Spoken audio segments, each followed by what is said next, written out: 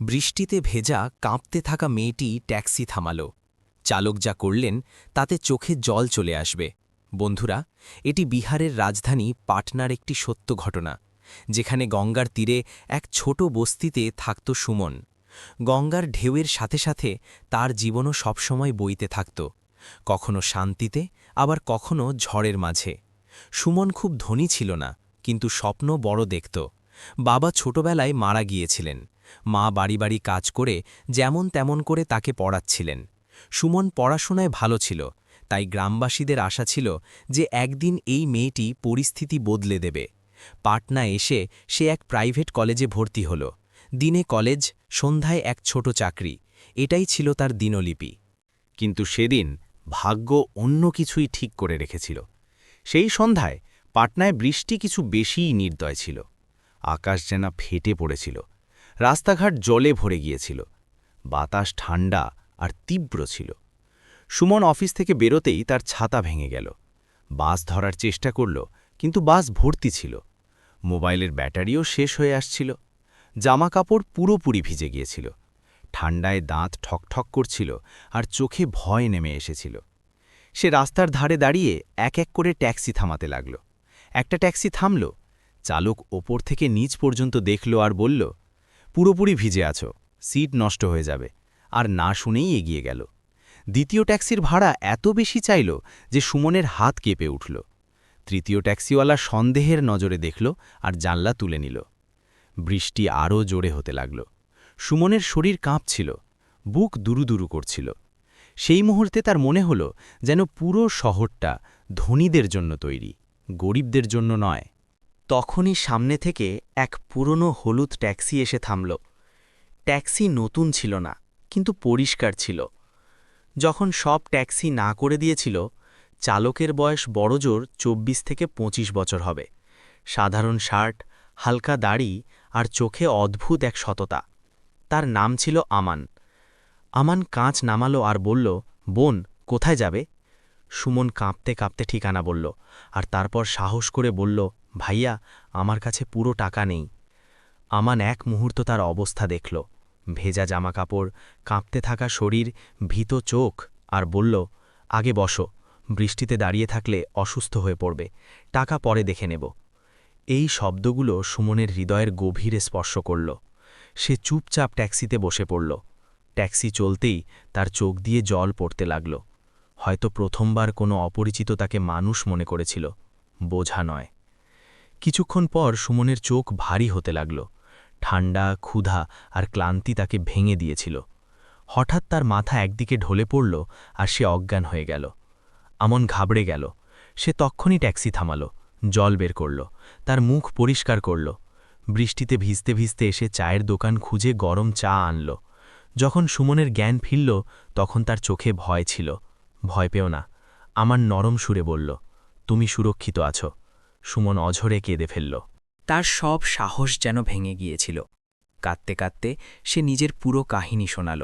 গ্রাম, অসুস্থ মা, কলেজের ফি, চাকরি চলে যাওয়া, বাড়িওয়ালার হুমকি। আজ তার কাছে বাড়ি যাওয়ার মতো টাকাও ছিল না। আমান চুপচাপ শুনতে লাগল। তার চোখও ভিজে গেল। সে বলল, আমার অবস্থাও কিছুটা এরকমই। বাবা নেই, মা সেলাইয়ের কাজ করেন। ট্যাক্সি চালিয়ে পড়াশোনা আর সংসার দুটোই সামলাই। আমিও অনেকবার সাহায্য চেয়েছি, আর অনেকবার অবহেলিত হয়েছি। তারপর সে হাসল আর বলল, তাই আজ তোমাকে ছাড়তে পারি না। আমান সুমনকে তার বলা ঠিকানায় নিয়ে গেল না, বরং নিজের ছোট বাড়ির দিকে ঘুরিয়ে দিল। সারা রাস্তা সুমন ভয় পাচ্ছিল যে সমাজ কি ভাববে, লোকে কি বলবে। কিন্তু সেই সময় তার কাছে অন্য কোনো উপায়ও ছিল না। আমানের মা দরজা খুললেন। ছেলের সাথে এক ভেজা মেয়েকে দেখে তিনি চমকে গেলেন। কিন্তু যেই সুমনের অবস্থা দেখলেন, তার মন গলে গেল। কোনো প্রশ্ন না করে তিনি তোয়ালে দিলেন, গরম খাবার খাওয়ালেন। সেই রাতে সুমনের প্রথমবার মনে হল যে হয়তো ঈশ্বর এখনও বেঁচে আছেন, শুধু কখনো কখনো মানুষের রূপে দেখা দেন। বাইরে বৃষ্টি একটানা পড়ছিল। ভেতরে এক গরিবের ঘরে মানবতা চুপচাপ নিজের জায়গা করে নিচ্ছিল। সুমন জানলা দিয়ে বাইরে দেখছিল। তার চোখে কৃতজ্ঞতা ছিল। ভয় কমে গিয়েছিল, আর মনে এক নতুন বিশ্বাস জন্ম নিচ্ছিল। সে জানত না যে এই এক রাত তার পুরো জীবনের মোড় ঘুরিয়ে দেবে। সে জানত না যে যেই ট্যাক্সিতে সে অজ্ঞান হয়েছিল সেই ট্যাক্সি একদিন তার স্বপ্নের বাহন হবে এবং তার একদমই ধারণা ছিল না যে এই গল্প এখানেই শেষ নয়, বরং এখান থেকেই শুরু হতে চলেছে। পরের দিন সকালে যখন সুমনের ঘুম ভাঙল, তখন সবার আগে সে যা অনুভব করল তা হল শান্তি। বাইরে বৃষ্টি এখন হালকা হালকা পড়ছিল, কিন্তু ঘরের ভেতরে এক অদ্ভুত উষ্ণতা ছিল। সে এক ছোট ঘরে ছিল, দেওয়ালে পুরনো ছবি টাঙানো ছিল, কোণে সেলাই করা গুদি আর কাছে রাখা এক চেয়ার। তার বুঝতে কিছু সময় লাগল যে সে কোথায় আছে। তারপর রাতের সব কথা এক এক করে মনে পড়তে লাগল। বৃষ্টি, রাস্তা, ট্যাক্সি, আমানের মুখ, আর তারপর অজ্ঞান হয়ে যাওয়া। সে ধীরে ধীরে উঠল। মাথা এখনও একটু ভারী ছিল, কিন্তু শরীরে কালকের মতো কাঁপুনি ছিল না। দরজার বাইরে থেকে বাসনের শব্দ আসছিল। হয়তো আমানের মা রান্নাঘরে ছিলেন।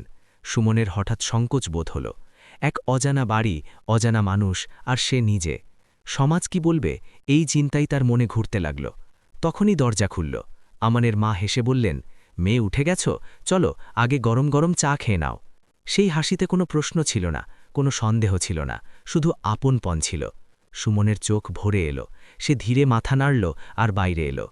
আমন সামনে বসেছিল, হাতে বই আর কাছে তার ট্যাক্সির চাবি রাখা ছিল। সে সুমনকে দেখল আর হালকা হেসে বলল, এখন শরীর কেমন আছে?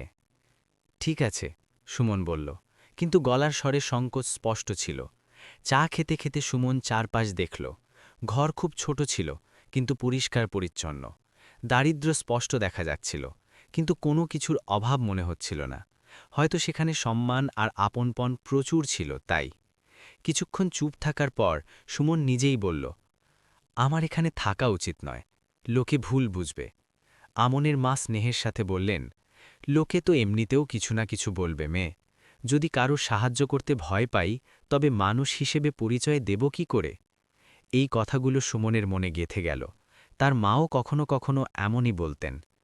নাস্তার পর আমন ট্যাক্সি বের করার প্রস্তুতি নিল। যেতে যেতে সে সুমনকে জিজ্ঞেস করল, আজ কি করবে ভেবেছ? সুমন চুপ রইল। সত্যি এটা ছিল যে তার কাছে কোনো উত্তর ছিল না। চাকরি চলে গিয়েছিল, ঘর থেকে বের করে দেওয়া হয়েছিল, কলেজের ফি বাকি ছিল। সে শুধু শূন্যে দাঁড়িয়েছিল। যদি চাও, আমন একটু ইতস্তত করে বলল, তবে কিছুদিন এখানেই থাকতে পারো, মায়েরও ভালো লাগবে। সুমন তার দিকে তাকালো। এক যুবক ছেলে নিজে সংগ্রামে ডুবে আছে, তবুও অন্য কারুর বোঝা নিতে প্রস্তুত। তার চোখ নিচু হয়ে গেল। আমি চেষ্টা করব তাড়াতাড়ি কিছু ব্যবস্থা করার, সে বলল। আমন ট্যাক্সি নিয়ে চলে গেল।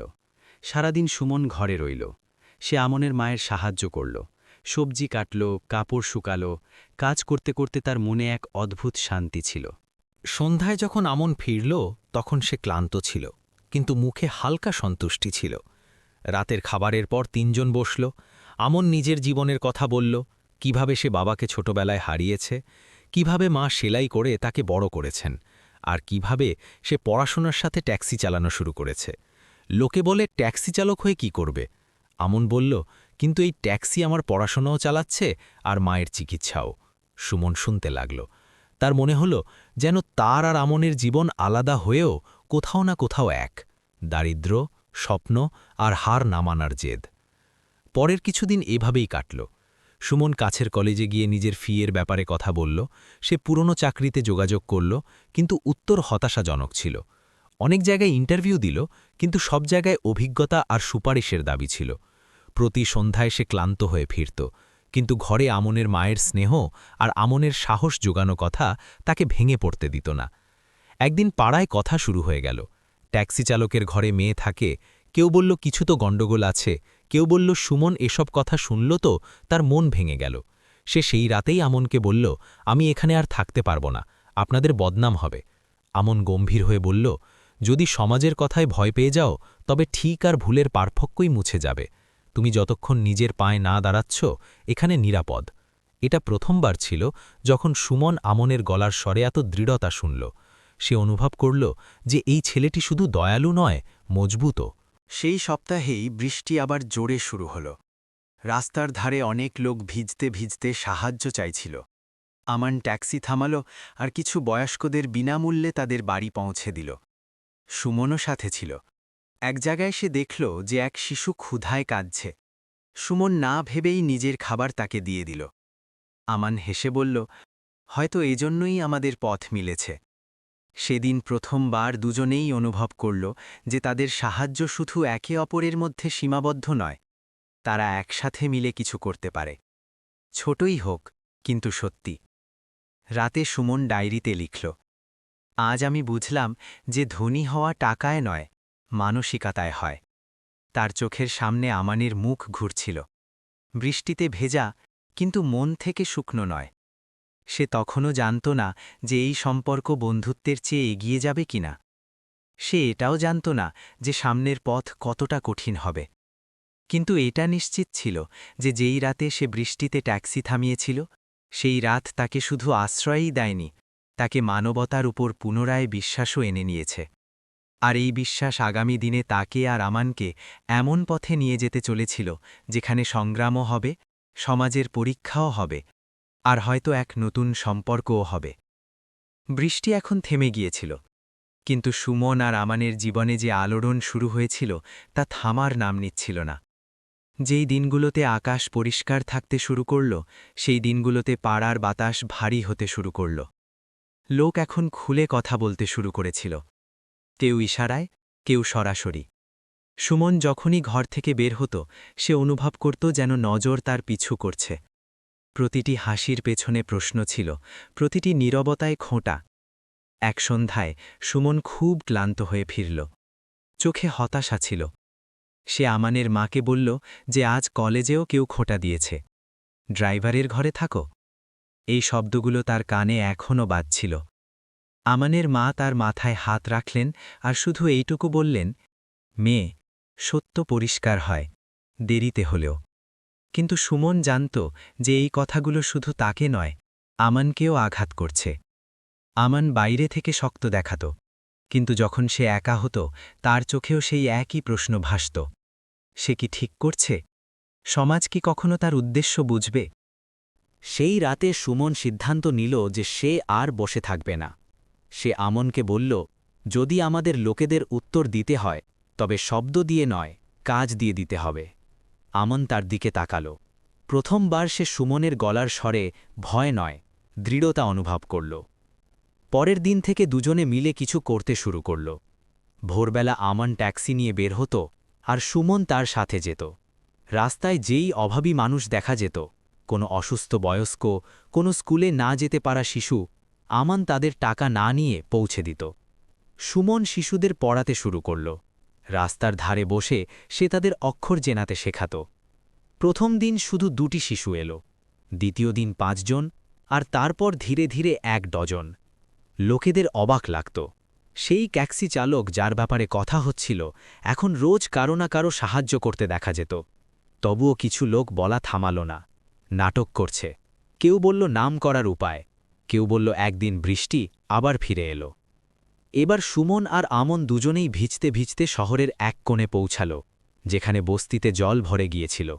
শিশুরা কাঁদছিল, মহিলারা নিজেদের জিনিসপত্র বাঁচানোর চেষ্টা করছিল। আমান ট্যাক্সি দাঁড় করাল, আর না ভেবেই লোকেদের নিরাপদ জায়গায় পৌঁছে দিতে লাগল। সুমন শিশুদের সামলাল, তাদের সাহস দিল। সেদিন যখন তারা বাড়ি ফিরল, দুজনেই খুব ক্লান্ত ছিল, কিন্তু মন এক অদ্ভুত খুশিতে ভরেছিল। আমান বলল, আজ প্রথমবার মনে হল যে আমার ট্যাক্সি শুধু উপার্জনের মাধ্যম নয়। সুমন তার দিকে তাকাল, তার চোখে চমক ছিল। হয়তো এটাই সেই মুহূর্ত ছিল যখন দুজনের মধ্যে কিছু বদলাতে শুরু করল, ধীরে ধীরে, কোনো ঘোষণা ছাড়াই। এরই মধ্যে সুমন এক বড় সুযোগ পেল। এক এনজিও তার কাজের ব্যাপারে শুনেছিল আর তাকে ইন্টারভিউয়ের জন্য ডাকল। এটা তার জন্য নতুন জীবনের শুরু হতে পারত, কিন্তু ইন্টারভিউ অন্য শহরে ছিল, আর যদি সে নির্বাচিত হতো তবে তাকে সেখানে চলে যেতে হতো। এই কথা সে আমানকে বললে আমান চুপ হয়ে গেল। সে খুশি ছিল যে সুমন সুযোগ পাচ্ছে, কিন্তু কোথাও না কোথাও ভয়ও ছিল, সে কি তাকে হারিয়ে ফেলবে?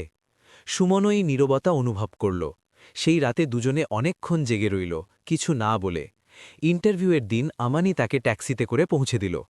রাস্তায় সুমন বলল, যদি আমি চলে যাই তবে। তার কথা অসম্পূর্ণ রয়ে গেল। আমান শুধু এইটুকু বলল, যেখানেই থাকো সেই মানবতা নিয়ে যেও। ইন্টারভিউ ভালো হলো, সুমন অফারও পেল, কিন্তু শর্ত ছিল যে তাকে তখনই জয়েন করতে হবে। সে 2 দিনের সময় চাইল।